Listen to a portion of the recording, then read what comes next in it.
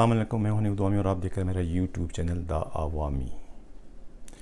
Karachi stock exchange میں ہونے والے حملے کی مزید تفصیلات سامنے آئی ہیں جو انتہائی خوفناک بھی ہیں اور بھیانک بھی ہیں۔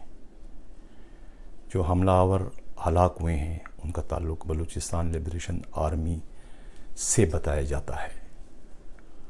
ان حملہ آوروں کا مقصد صرف اسٹاک ایکسچینج پر حملہ کرنا نہیں تھا بلکہ اس پر قبضہ کرنا تھا، اور قبضہ کرنے کے بعد اس میں موجود تمام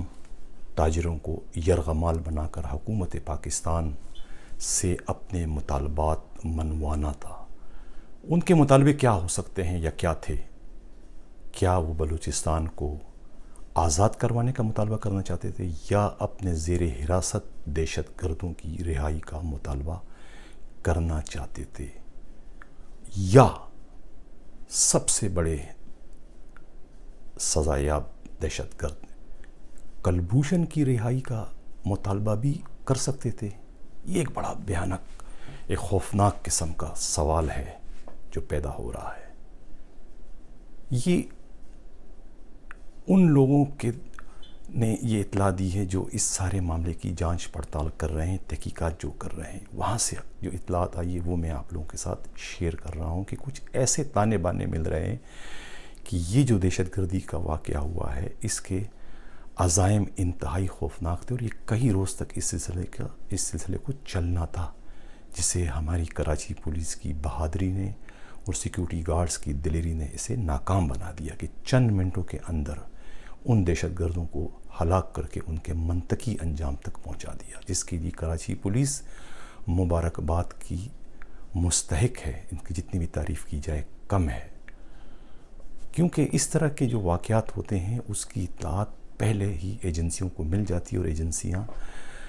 پولیس کو اور دوسرے سیکورٹی فورسز کو الرٹ کر دیتی ہے کہ آپ اپنی حفاظت کریں، یہ واقعہ ہونے والا ہے۔ لیکن ان اطلاعات کے باوجود دہشت گرد ہمیشہ کامیاب ہو جاتے ہیں اور اسے روکنے والے ناکام ہو کے اپنی زندگیوں کی بازی ہار جاتے ہیں۔ لیکن اس بار ایسا نہیں ہوا۔ اس بار ان دہشت گردوں کا مقابلہ کراچی کے جوان اور دلیر پولیس والوں سے ہوا اور سیکورٹی گارڈ سے، جنہوں نے انہیں منٹوں میں ہلاک کر کے ان کا تمام منصوبہ ناکام کر دیا جو منصوبہ لے کے وہ آئے تھے۔ اب جو تاجر اس وقت اسٹاک ایکسچینج میں موجود تھے،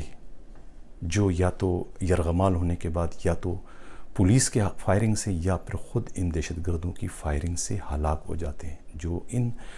پولیس والوں اور سیکورٹی گارڈ کی شہادت کی وجہ سے زندہ بچنے میں کامیاب ہو گئے، یہ اب ان کی ذمہ داری ہے جو اس اسٹاک ایکسچینج سے روزانہ کی بنیاد پر لاکھوں نہیں، کروڑوں نہیں، اربوں روپے کماتے ہیں۔ انہیں چاہیے کہ اپنی 2 دن کی 3 دن کی آمدنی ان شہید ہونے والوں کے خاندان والوں کو دے دے، تاکہ ان کی باقی زندگی اچھی طریقے سے گزر سکے، کیونکہ انہوں نے اپنی جانوں کی قربانی دے کر انہیں ہلاک ہونے سے بچا لیا۔ یہ ایک بہت خوفناک قسم کی واردات تھی، خوفناک واقعہ تھا جس نے آگے چلنا تھا، جس کی اب تصدیق خود ہمارے پاکستان کے پرائم منسٹر جناب عمران خان نے پارلیمنٹ میں خطاب کے دوران کر دی کہ یہ جو دہشت گرد تھے انہیں بھارتی تحقیقات ایجنسی راہ کی سپورٹ حاصل تھی، اور ان کے ایما پر یا ان کی ہدایت پر یہ پاکستان کو غیر مستحکم کرنے کے لیے آئے تھے، اور انہوں نے اسٹاک ایکسچینج پر حملہ کر کے اس پر قبضہ کرنا تھا۔ یہ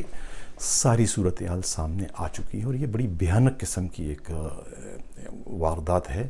اب کراچی پولیس جو ہے وہ اس واردات کے جو تانے بانے جہاں اور جا کر ملتے ہیں وہاں بھی کارروائی کر رہی ہے۔ کچھ سلیپر سیل جو ہے وہ